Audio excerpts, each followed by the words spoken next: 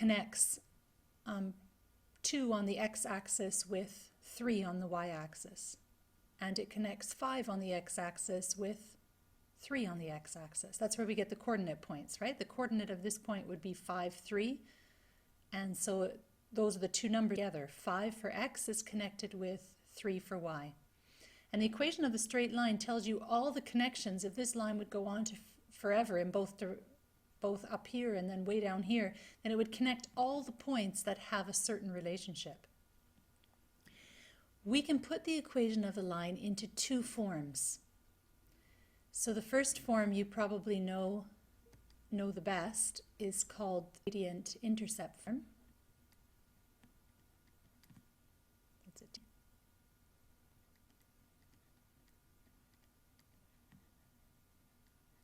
And it looks like this. Y equals mx plus c. In this form, the x and the y are particular points on this line. But of course, we want it for all x and y on the line, so generally we keep the x and the y exactly as they are, and they just take the place of any point that I could plug in to make the equation true. M always describes and C describes the y-intercept. So that's why this is called the gradient-intercept form, because one value gives you the gradient and the other value gives you the y-intercept. This is the easiest form to use if you're taking equations straight off graphs. So in this form, I can write the equation of this line over here by putting y equals, and now I need the gradient. The pink boxes, or the pink triangles here, show us that we're going up 1 for every 2 we go over. So the change in the vertical distance is 1, and the change in the horizontal distance is 2 for each step. So the gradient is going to be 1/2. Then I write the x, and now c comes from the y-intercept. It crosses the y-axis at 1 here, so c would be equal to 1.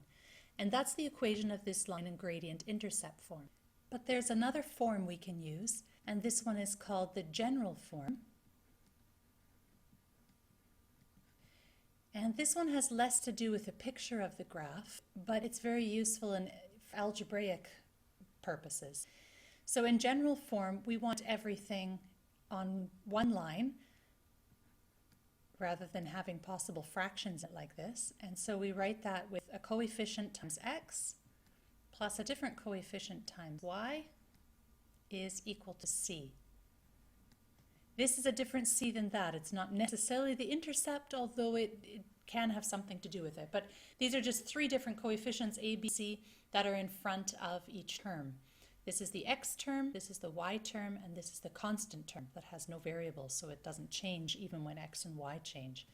Sometimes the general form is written slightly differently, where everything is equal to 0, so you can also see it in this format.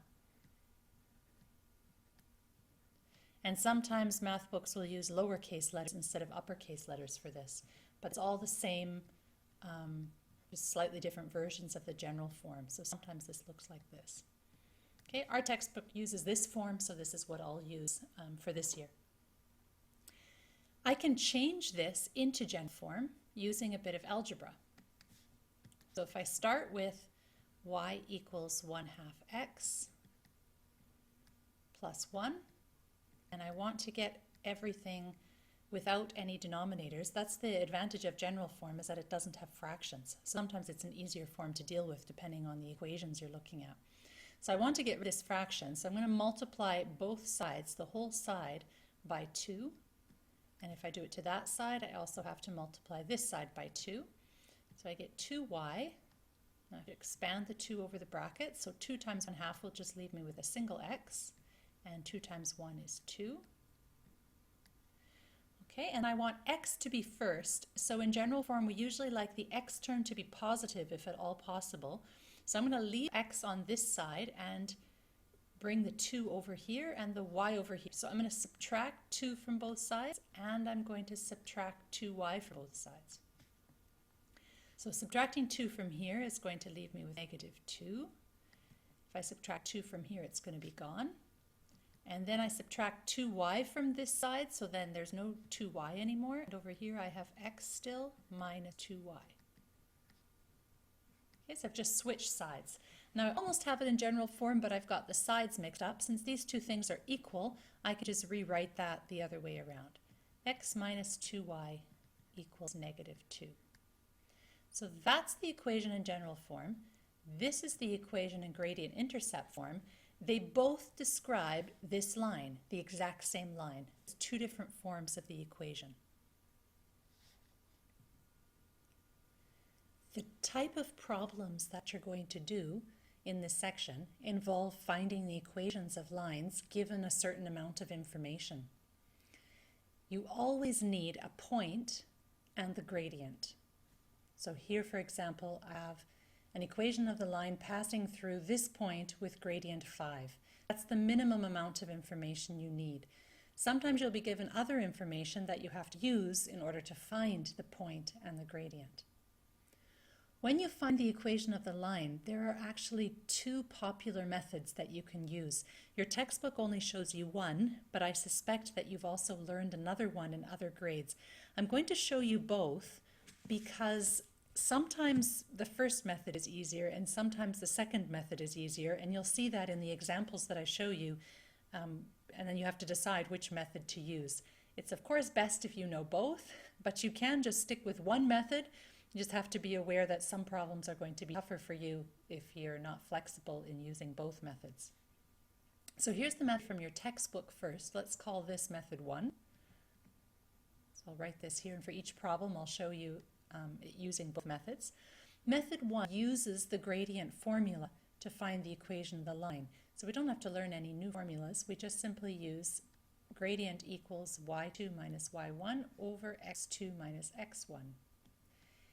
Except that instead of having 2 points, I just have 1 point, and my other point is all of the values of x and y that exist out there.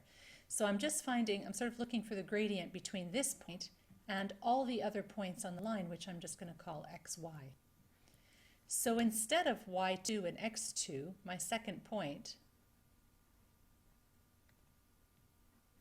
is just going to be y and x. And I don't need a second point there at all. I just use the variables and leave them as the variables. So it looks like this. I have the gradient 5. I plug that in. And I make that equal to y is just y. And y1 is my point. So the y coordinate is 3 here. And in the bottom, I just leave the x. And the x value is negative 1. So we're subtracting a negative, so that's going to be x plus 1. Okay, to solve for the next step, I want to rearrange it so that it has the x's and y's separated from each other, not in a fraction like this. So the first step is going to be to multiply both sides by the denominator, which is x plus 1, and also multiply this side by x plus 1. 5 times x plus 1 equals 5x plus 5. I have to expand the 5 across the brackets. And on this side, of course, I set that up for this to cancel, so that's equal to y minus 3. This method most easily goes into general form. So I'm going to do general form first, but then I'll show you later how it's the same in gradient-intercept form. So in general form, I want the x positive, so it's good on this side. It's already positive. So I'll leave the 5x. I'm going to subtract y from both sides, so I get minus y. What I'm doing here, subtracting y, and then I want the 5 on the other side, so I'm also going to subtract 5 from both sides. So it gets rid of it on this side, and over here I have minus 3 minus 5, that's going to be negative 8. So that's the equation in general form. Let's first look at method 2, because method 2 is best for getting it into gradient-intercept form. Okay, method 2 says I start with gradient-intercept form and substitute what I know. So far, y always stays the same anyway. So far I know the gradient, that's 5x, but I don't know my y-intercept. I could draw this and figure out what the y-intercept is, but let's try to do it without that. So at this point, I don't know what my y-intercept is. But I know that this point should make this equation true. So I use this point and plug it into the equation for y and for x, because that will tell me what c is when we're at negative 1, 3, and then that will be the same c for all the other points as well. So when I plug this in, I get 3 equals negative 5 plus c. So what number is added to negative 5 that will give you 3? I can add 5 to both sides, or maybe you already saw it. This is 8 is equal to c, or c is equal to 8. So now I can go back to this step and plug in c that I didn't know before. So y equals 5x plus 8. And this form, the slope-intercept or gradient-intercept form, I can very easily read off my gradient. My gradient is 5 and my y-intercept is 8. This form doesn't tell me that. So I can rearrange, these are exactly the same equation. I can rearrange either one into the other form. So just as a last step, we'll practice doing that, because sometimes you'll do questions that just ask you to go back and forth between the two forms. So here I want y to be positive. When I've got gradient-intercept form, I want y equals everything else. So I'm going to add y onto both sides. I get 5x equals negative 8 plus y. And then I'm going to add 8 onto both sides. So I get 5x plus 8 equals y. And if I switch the two sides around, since they're both equal, I get y equals 5x plus 8. So there you can see how we switch from general form into gradient-intercept form. Here I can also change back into the other form.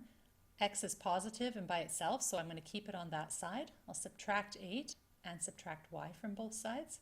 So I get negative 8 equals 5x minus y. And there I'm done already, except that I need to switch them around. Minus y equals negative 8. Okay, so you see how they're the exact same thing, two different formats. Seems maybe a little redundant, but there are reasons for using this format or that format, and so we need to learn both.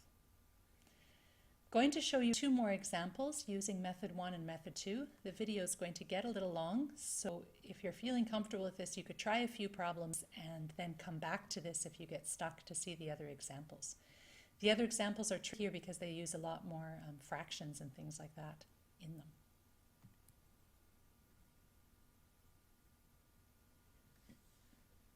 So here's our next example. You'll see it's very similar to the last one. We have a point and the gradient, but the gradient is a fraction. So first, using method 1,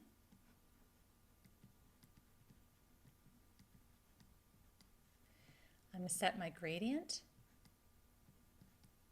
equal to y minus the y1 point, which here is negative 2, so that's going to be plus 2, over x minus the x coordinate, so that's x minus 5. So here I have two fractions. To get rid of fractions, I multiply both sides by the denominators, so I'm going to multiply by x minus 5, and I'm going to multiply by 4. I have to do this to both sides. I don't have room over here to show you that, but let's just do this and say we're doing this to both sides. So if I do x minus 5 over here, then I get 3 times x minus 5. And if I multiply by 4, those 4's cancel. And over here on this side, if I do y plus 2 over x minus 5 times x minus 5, those two cancel, and I just end up with 4 times y plus 2. Sometimes people call this method cross-multiplying, because if you look at the result, what I've done is these two multiplied by each other and equal to these two multiplied by each other. So if that helps you to think about it that way, you can take a little shortcut. Just be careful about doing that every time you have fractions, because you have to have an equal sign between two fractions that are not added or subtracted to anything else, and then you can use that shortcut. Okay, we have to expand each bracket. 3x minus 15 equals 4y plus 8. And if I'm putting it into general form, this 3x is just fine where it is. I'm going to add 15 to both sides, get the constant term on the right-hand side, and I'm going to subtract 4y from both sides to get the y term over with the x term. So then I have 3x minus 4y that cancels, and over here I have 8 plus 15 is 23.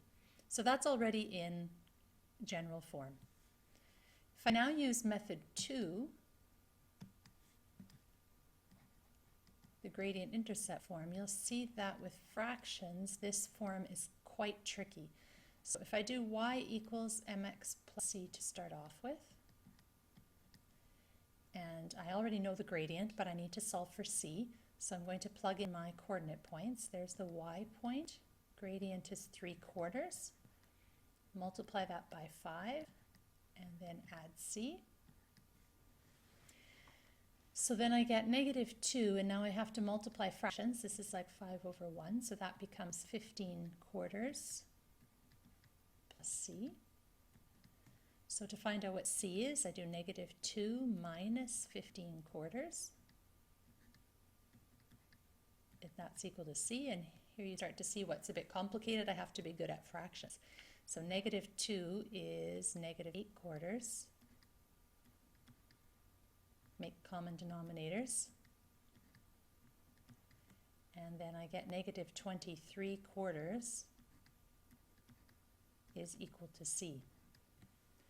So then I can write the final format. Y equals, gradient is 3/4, going back to here, times x, minus the c value, minus 23/4. You can see some similar numbers. That is it in slope-intercept form, and this is in general form. So you have to decide if you don't mind working with fractions, and you may find method 2 just fine. If this looks fairly straightforward, you could use this. If you need to put it into gradient-intercept form, then you can do that from this method by, we'll start from here, by solving for y. We need to get y by itself, right? Because we need y equals. So from this step, then instead of subtracting 4y from both sides, I would leave it where it is and subtract 8 from both sides. So we get 3x minus 15 minus 8 is going to be minus 23. That's equal to 4y. Just going to switch it around the other way so that we have the y out in front. And then I have to divide everything by 4, to divide the whole side by 4. So that's easiest if I split it up. So this side gives me y.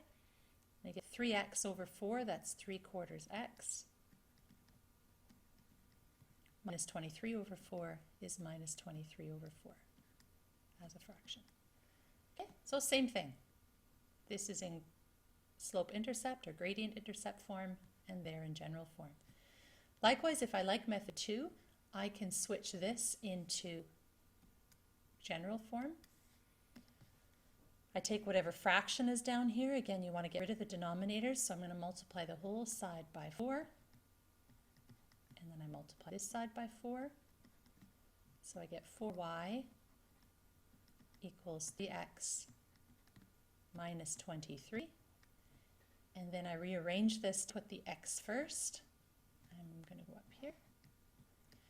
So 3x minus 23 equals 4y.